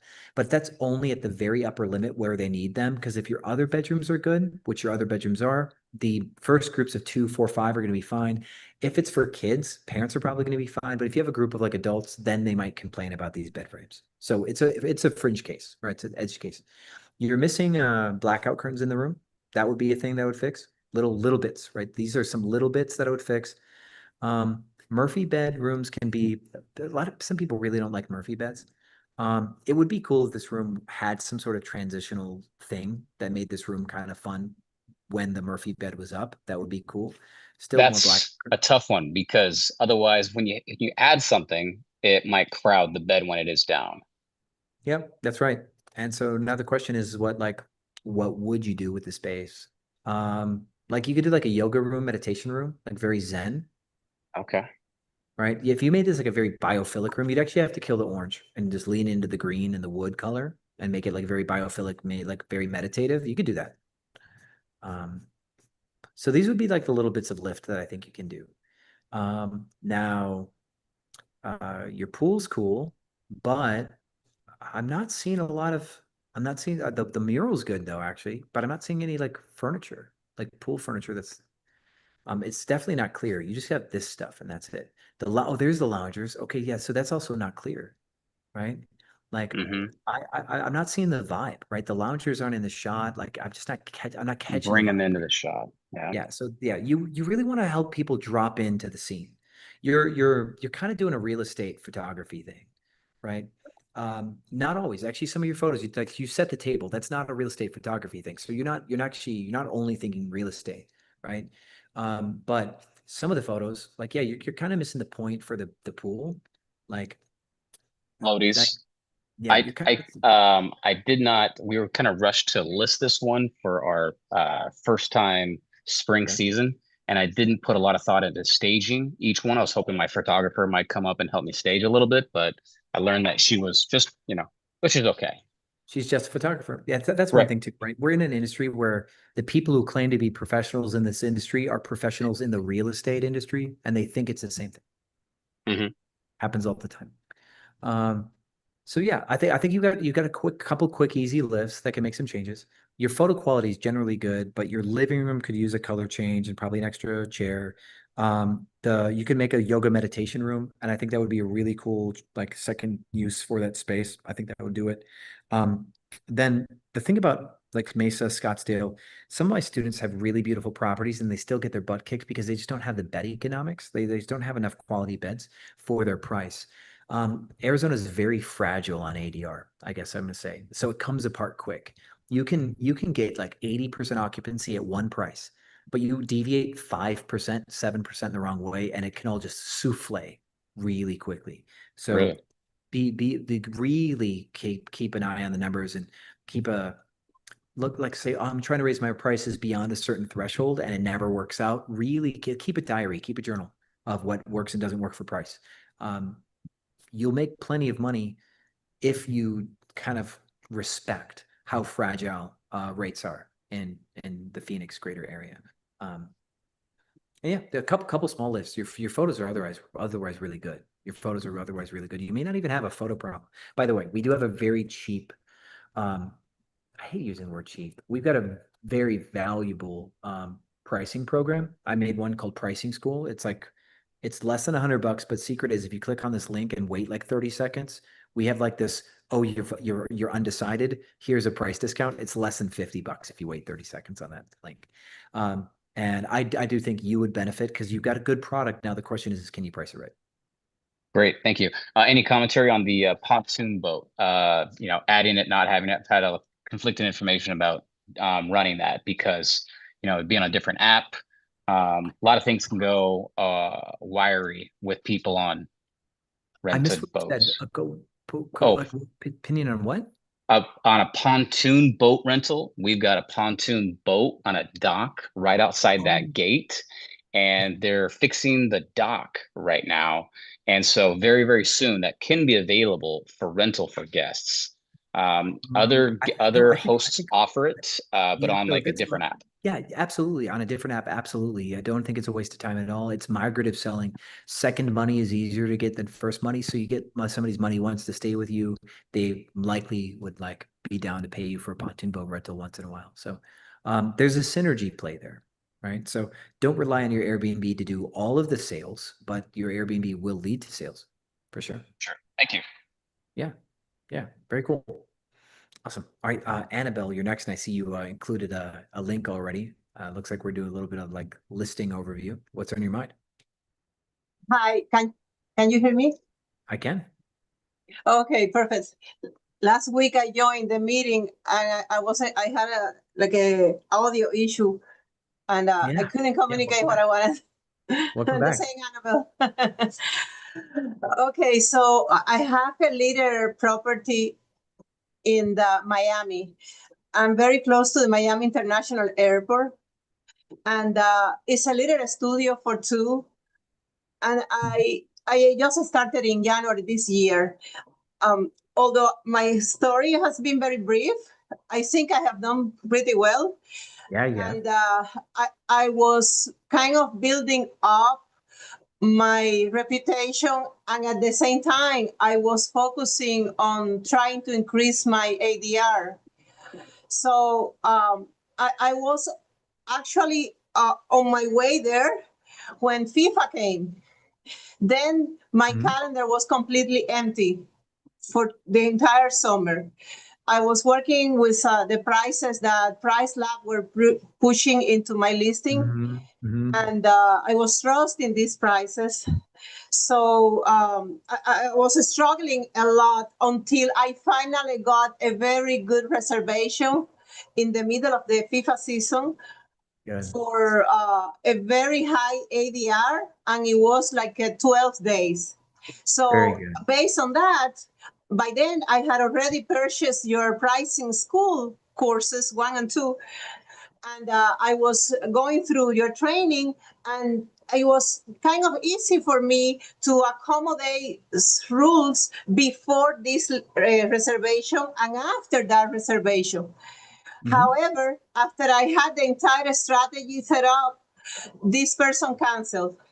And I was very close to the beginning of the games. And I ended up with a completely empty calendar last minute. I'm talking about last week, this week. So I did something that I regret now, but I was completely overwhelmed and exhausted going over this. And a new host, I'm not really new to, I'm not really used to this type of work. So I ended up applying huge discount. I use all sort of rules. I combine them, weekend bundle with the reverse weekend bundle, and a bunch of different things that I combine within the entire summer. I fill up my calendar, but my ADR is now lower than it used to be before. So what I'm explaining all of this just to give you this brief of the situation that I am right now. Now, my listing, I consider that is not like a budget room near the airport. I'm trying to create this as like a curated place with and sell more like experience in contrast with only selling the room. So I have created different type of experience, like the outdoor cinema, like a dining experience outdoor, etc. Sure. So I don't think I'm a regular studio near the airport, so I want to push my prices higher and higher, but I don't really know how to do that. Well, So what we that's actually, basically what I am. what we want to do is we really want to recognize what prices you can get, and also recognize that you have a limitation. You only sleep 2 guests, right? Yes. And so, imagine you are able to make $100 per guest on average, right? And then you make some changes and you can get that to go to 110 per guest on average. That's a $20 increase. And then you try to make some changes. You go to like a 118 or 120 per guest on average. That's just another $20 increase. You're not going to be able to get to $600 a night or $800 a night because you're actually defined by the 2 guests. The very easy way to be able to make more money is to sleep more than 2 guests, but you don't really have the room for it, right? I don't. I can only accommodate like a pack and play for a baby. Yep. Yeah. So you will have to recognize that certain you've done a great job, right? Let's just say that you've done a great job. Those little additions that you've done are also great. I think you are kind of getting to the upper limit of what is possible. Okay. We'll say it like that. We're getting to the upper limit of what is possible. If you spend another $1,000 on this listing, I don't think you're going to make another $30 per night. I don't think you're going to get the money back, right? So that's going to be one of the things I think you want to be careful for. You've already done such a good job. You're going to get great reviews. People are going to love it. You probably should pocket that extra money away and look for another property and get ready to do your next property. Okay. Okay. But just you are looking at prices that are high because of the FIFA season. But I have been selling at $79 the night these last 2 weeks. But however, in the past, I have sold at $92 and even I have converted at 125. So my idea was just to keep increasing liter by liter. But then I had to sell last minute now because I had a completely empty calendar for the season, for the event season.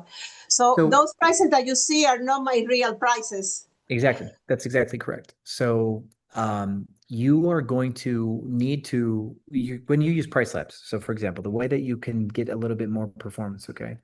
When you use price labs, you're going to want to look at this chart here. So in neighborhood data, okay, the second chart is occupancy. You want to turn on the settings so you can see the occupancy data. And so to turn that on, we go to chart options. You scroll down to occupancy options and look at last year data.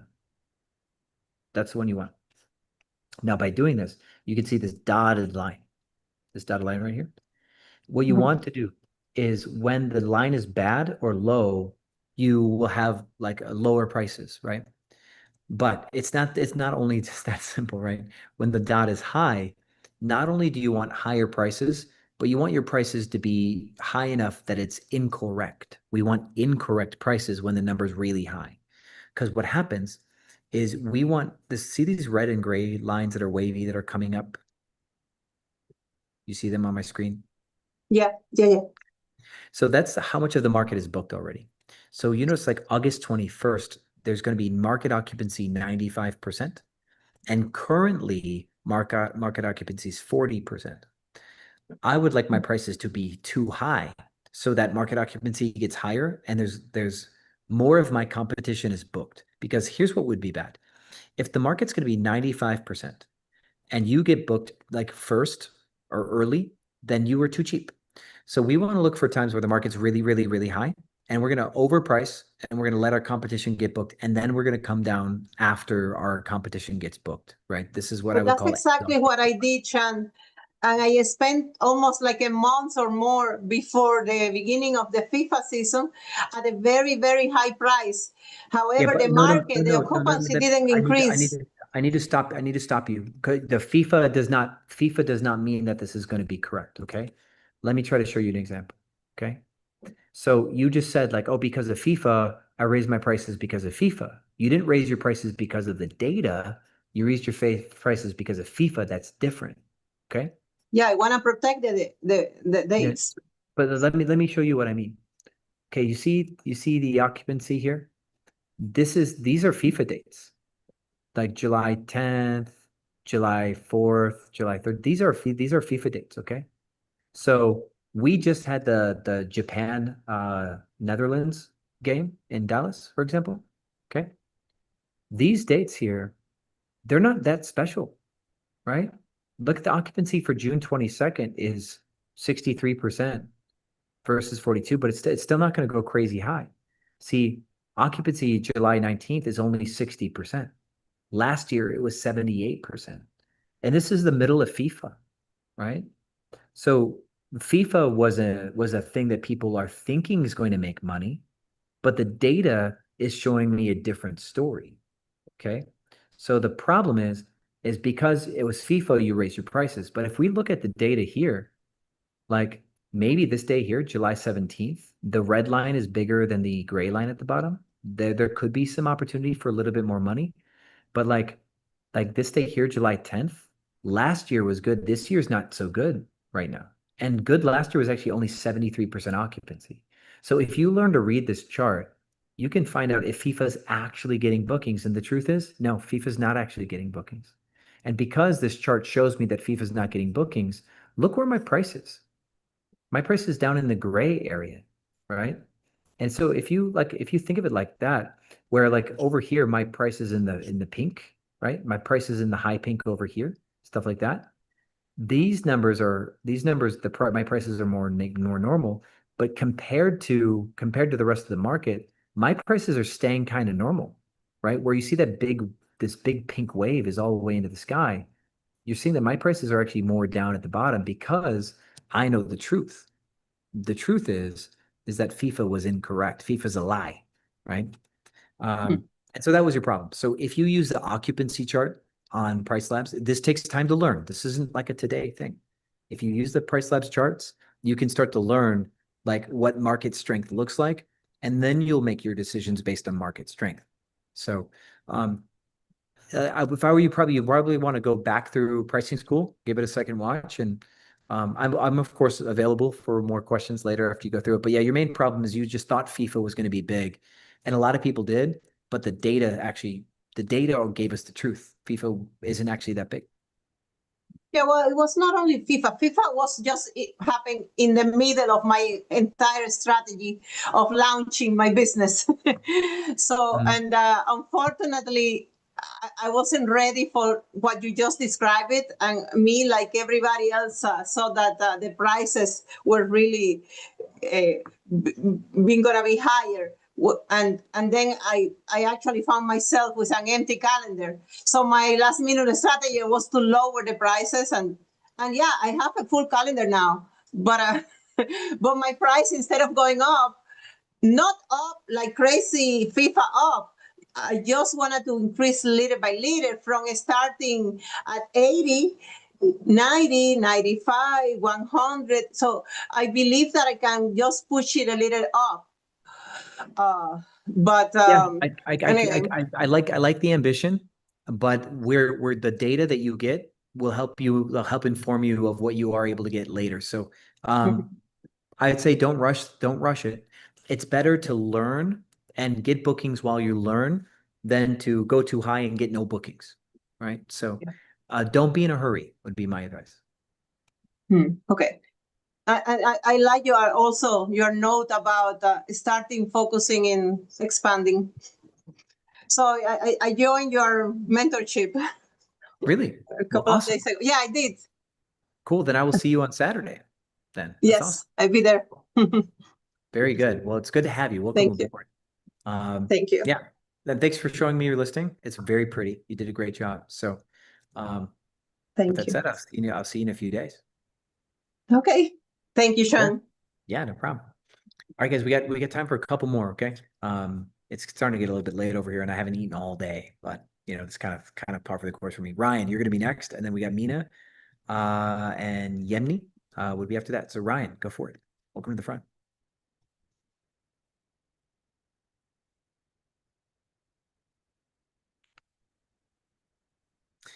David, you can snooze your listing. You got to snooze your listing would be the thing, and it's going to be okay. Snoozing is probably the best way to go if you want to not have an algorithm issue. All right, Ryan, got the Zillow link. What are we looking at here? What's on your mind? You're up. I want to see how you analyze this, just so I know roughly if it's worth looking at, if it's worth talking about. Because I don't have a unit yet, so I would like to see how you analyze this for the numbers and then go from there.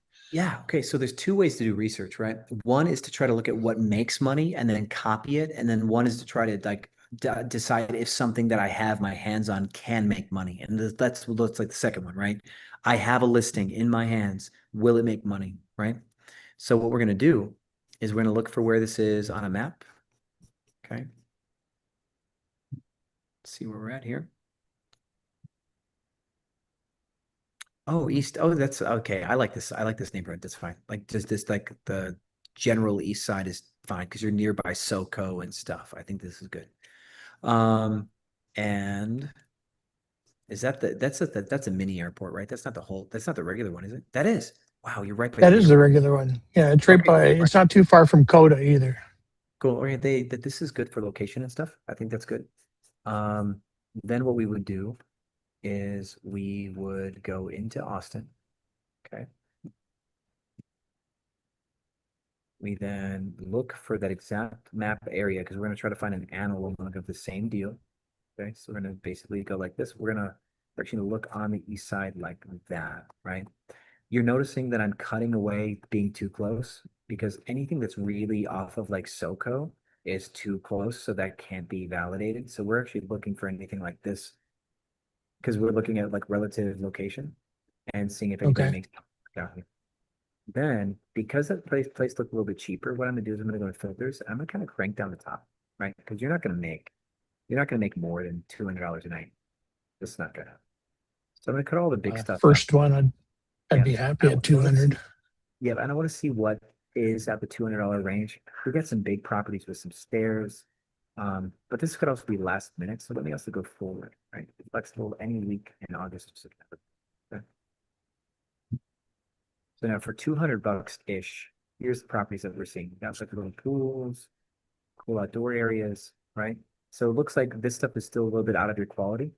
It's still gonna be, yep, so we're gonna drop it down. Let's look for anything like in the 835 range. So this is like, we got 750, 725.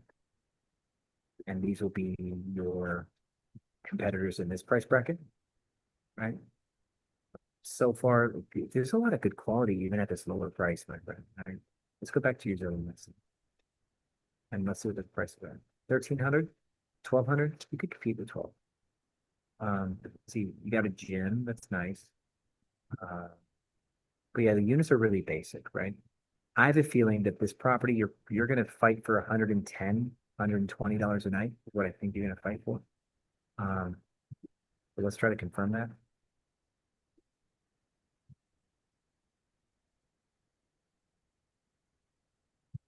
Okay. So yeah, see, there's gonna be a lot of properties that are down here that are in that $100 range. So see how that 390, Yeah. 25. But these are junk. There's some junk properties in there too, right? Because like this 425, you Right. should be this person's butt, right? That's terrible, terrible photo, right? You should murder that person. So that's kind of cool. The It looks 530. like somebody was murdered on the couch. Yeah, they did. There's murder on the couch. So this one has got a ton of reviews for $100 a night. So here's the thing, like this, let's give a realistic shove to this because like this property is not going to be an impressive property. It's like it's a decent refurb, right? But it's still kind of a basic apartment, right?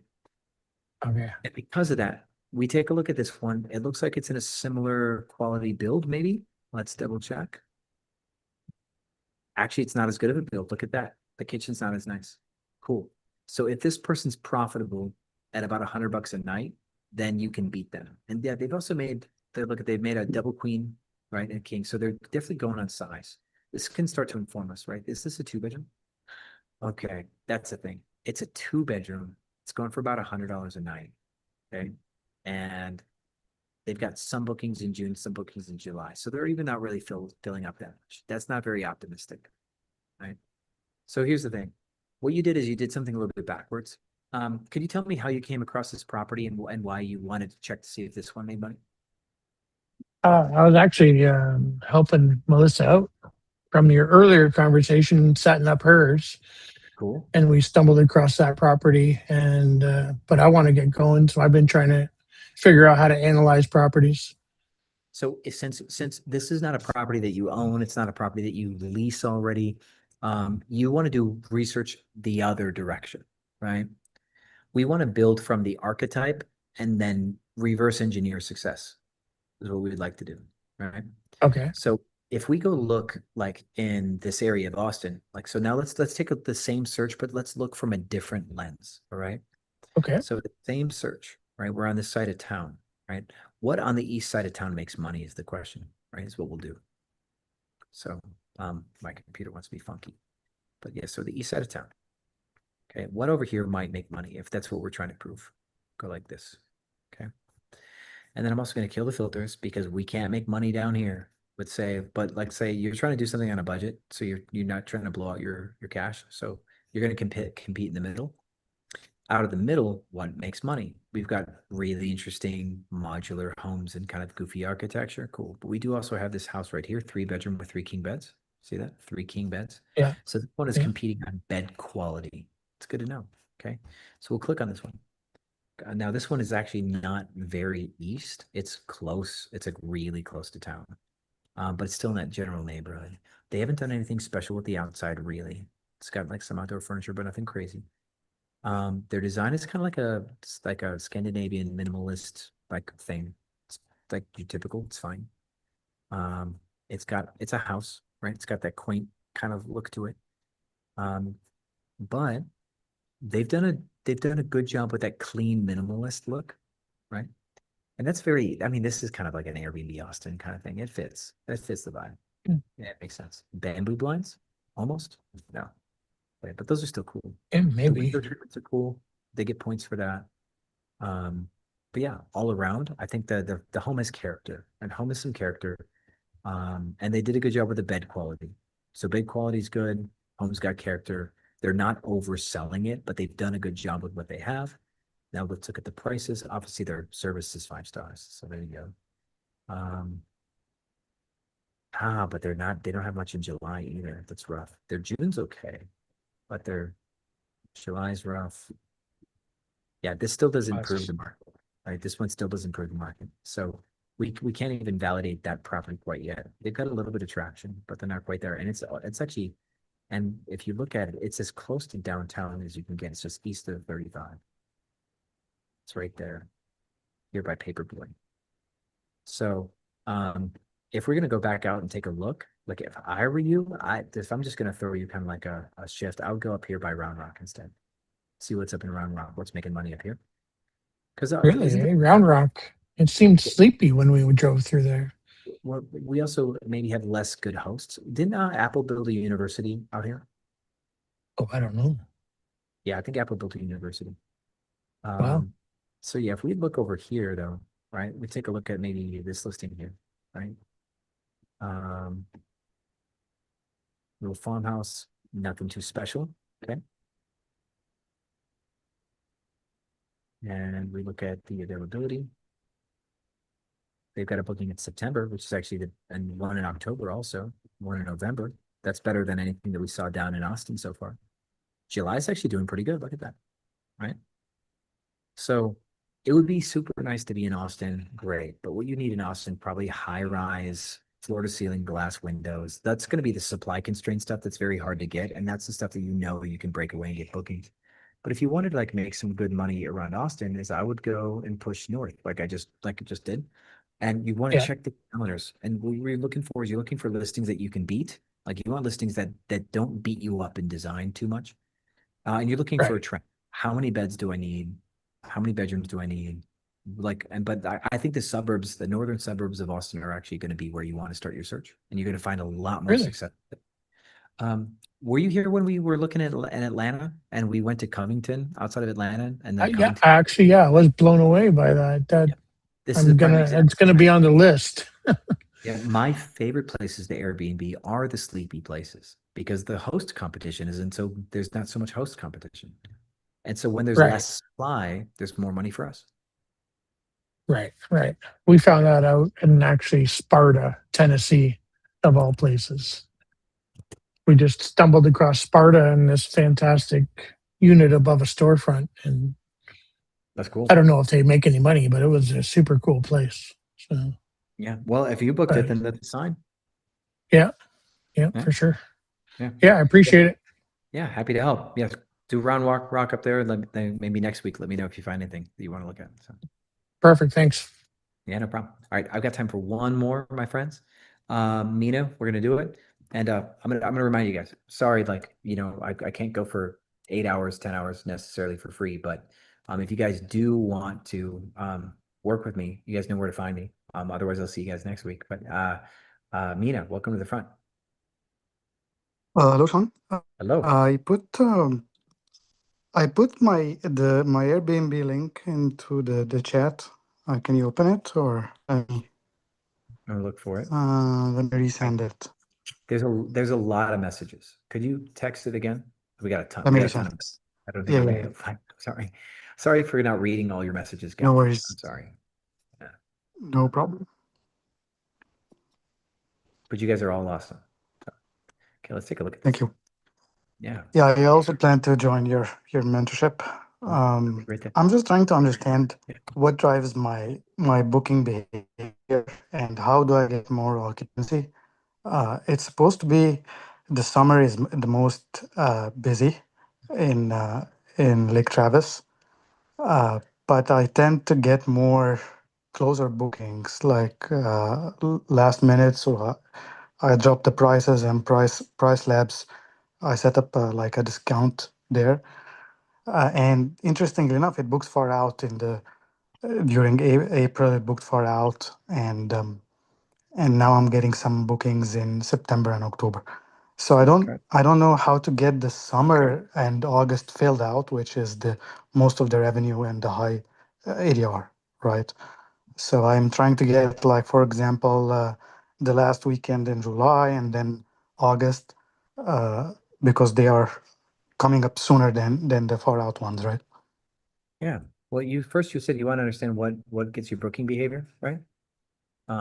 So what we're gonna do first is we're gonna go to ChatGPT. Okay.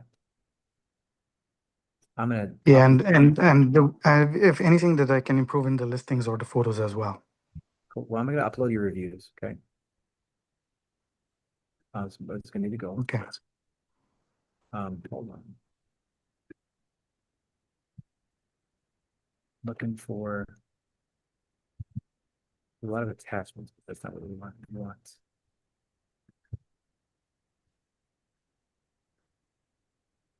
Okay.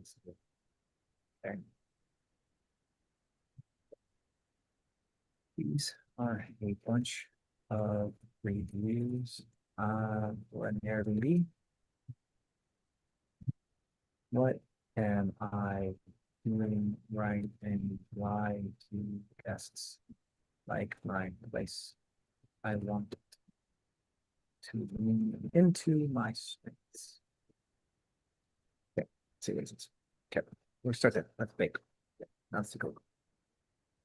So I like your drone shot first off. It's cool. You show that you've got like some actual amenities and your house looks big compared to your amenities. That's a win. I think you probably have pretty good click through on your photo, I'm gonna guess. Now, your top 5 photos deliver on that first photo. You're doing this right. Your first photo has this promise of like stuff to do, right? Then your next photos, all Right. 4 of them are stuff to do. You did a perfect job with your top 5 photos, by the way. Great work. Right? Great. Thanks. And so you could do a little bit better job with this. We actually want to bring them into like this here starts to in that way, but we can still do better than this, but this would be a good first paragraph, kind of, right? And then Got it. you have this list. So this top part, Okay. you could do better than this top part a little bit. That's splitting. Okay. That's not going to be the thing that really drives you a ton of bookings. Your photos are overall, yeah, good. The dark photo's good. The Connect fours are a little cliche, but that's fine. The candid shots of kids, I like that for families. When the candid photos are of kids, that does well with parents. Oh, you did it again. Yeah, look, you're doing a good job on some stuff. Like just intuitively good job. This might be one of your weakest photos, by the way. Okay, remove that. Your weakest photos, you can just get rid of. Okay. So now, yeah, the point that you're at is, out of all my photos that do a good job, this one's kind of weak too, actually. So this one's a little bit Which weaker. one? Do you Oh, see just that? one? See, it's kind of like a messy look. This shot's a little too messy. So I want to get a cleaner shot of this. This one also looks a little bit empty also. So that this one actually, it doesn't do a good job either. It could be that your foosball table is a little small and flimsy looking. And now the room looks a little bit more empty this way, but the other theater shot looked really good. The top one. This is a much better angle. And we kind of Right. lean into good angles, right? This is going to be your little bit of improvement, all right? So your Okay. red room's got a couple shots that are a little bit messy here, could use better angles. We can remove those and get a better second photo of the red room. This shot with the outdoor furniture is just not a really good shot. It doesn't really help push the booking forward, so we can remove that too. Okay. Your other photos so far are all great. Otherwise, good photos, right?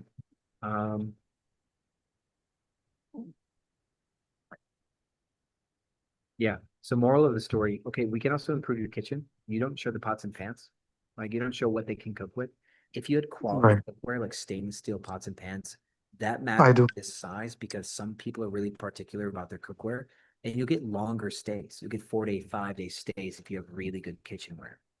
So I see. Yeah, so your main two things. See, this is a better shot. See, this one's better, right? The other one's ugly, but this one's better. Right. Yeah, so at your point, you actually need to protect you need to protect your listing from your bad photos so the rest of your good photos can do the job. That's your main Oh, opportunity. so just remove the outer. Just Got it. remove the bad ones. So Now, improving your kitchen is the next opportunity. got it. And And one then one last, other thing I third was thing, thinking hold on. is I gotta finish giving you the advice. There's one other important thing. Okay. One other important thing. You're getting a lot of bookings. You get a lot of these orphan days. You see all those little gap days? Okay. yeah, yeah, You need to proactively respond to your gap days. Are you using price labs? I am. Okay. Let me show you what I do for orphan days. Okay. Yeah, but what I worry about the orphan day is the party. I don't That's why you need to proactively work on it. You want to get your orphan days fixed far in advance. oh, I see. Yeah. Yeah. If So you want them picked far in advance, because if you have last minute bookings, then that's a problem. One of these, I'm wiring up some new ones. I'm halfway done with the pricing for some of these, but maybe these will have it. Orphan day prices. Okay, never mind. Which one? 150. Maybe 150. These old. So cheap short bookings last minute are the bad ones. Okay, there we go. Okay, so the orphan day prices. So what we do is any damn time that we have a 1 day gap, we drop our weekday prices. Okay. Anytime that we have a 2 day gap, last minute, this one's inside of 34 days, I drop. Oh, told me this is a little bit backwards. This is supposed to be 15. Okay, I caught that. And then a 2 day gap, more than 35 days away, we drop our prices 8%. So like 2 day, 1 day gaps. So that's one change that I would like you to make, is to do something like this using orphan day stuff for 1 day and 2 day gaps, 20%, 15%, 8%. You can just got screenshot. it. You want it real quick? Yeah, let me take a screenshot. Yeah, I got it. Cool. And then the next thing is adjacency factor for you. For you, an adjacency factor within 1 day, percentage discount. You're probably going to do like a 12% discount within 1 day. What is this So adjacent? what'll happen? Say, see how this Monday's booked and there's a Tuesday checkout? Right. This Tuesday would go down 12% I see. because it's next to this day. Okay. Can I So take the that'll adjacency? increase the likelihood that you're going to get bookings next to each other, because you've got a lot of these. See this 1 day gap on Friday here? Gross. Really gross, right? So Yeah, if you use the adjacency logic, you can prevent these from happening. These little 1 day gaps, they're all over your calendar, right. right? So an adjacency rule set will increase the likelihood that you'll have two bookings that bump together, and that'll keep you from having gaps in your calendar. Got it. I'll do that. Yeah. So yeah, kitchen, we need to really upgrade your kitchen, more pots and pans, coffee station. Take your ugly photos away, orphan day and adjacency logic, and those three things I think you'll get real quick increase. Yeah, thank you. And then one final thing I was wondering is, um, the property has like a lake access, which is like a 12-minute walk from the property. So should I take lake photos and try to provide kayaks and take photos for that and try to sell that Do you experience? provide kayaks?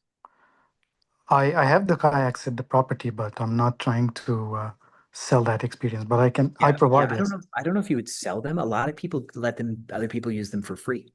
Yeah, yeah, I can do that. Yeah, I'm okay to do that. Should I promote that? yeah, absolutely, absolutely. Okay, got it. Thank you, Sean. This is Yeah, very helpful. yeah. It's my pleasure to be of service. Happy to help. All right, guys. Sorry to cut it at 2 hours. I hate to be the mean guy who stops the free coaching, but I'll be back next week. But you guys know where to find me. I coach every Saturday. I've got a team of 7 coaches. Any day of the week we do coaching. So again, if you guys are looking for someone who can work with you, really help you turn your business around or help you grow it. I mean, I might I don't know if I really don't know if I do a good job of explaining myself or promoting myself or whatever, but I really feel like it's necessary to drive home. Like, I love coaching so much. It's my favorite thing to do. I think I showed for any of you guys who just came in late. Let me try to really like tell you like I don't need to do this. I don't need a coach. I don't have to, right? You look at my revenue on the books for my properties. We did this earlier. My portfolio is going to do $1.3 million this month. I think we're at 1.1. We're halfway through June. We might do 1.35, 1.4. So like I don't have to coach. It's my favorite thing to do. So every Saturday from 11 to 9 p.m., I'm sitting in a Zoom. I'm coaching just like this. Yeah, this is my revenue for the year so far. Okay, 1.14 in June. We're not even half. We're basically halfway done with the month, right? We almost have $1 million in bookings for July. Okay, I can make you guys money. This is the thing that I do. I live this industry. I breathe this industry. It's my whole life, right? And so if you guys are stuck at 100,000 a month and you want to get to 300,000 a month, if you're stuck at 5,000 a month and you want to get to 8, I've coached every person from every dollar sign amount from zero. Some of my favorite coaching, I told you guys last month or last week, if you're losing $100,000 a month, if you're getting punched in the face and you're losing 100,000 a month or losing 20,000 a month, that's my favorite coaching situation to be in. I love stress. I love deadlines. I love when the sky is falling. It's where I get to come to life and use all of my skills to solve a problem. So I hope all of you are making money. I absolutely hope all of you are. But if one of your portfolios is like really at risk and you need someone who can really take it home, I'm the coach. I'm the coach that can do it. I've had people hit me up after they've got banned on Airbnb and they're like, I have to build a completely non-Airbnb version of this business with 83 listings. How do I do it? And I've helped people survive some of the craziest things you've ever seen in this industry. So I did put a link. I'm going to link it one more time.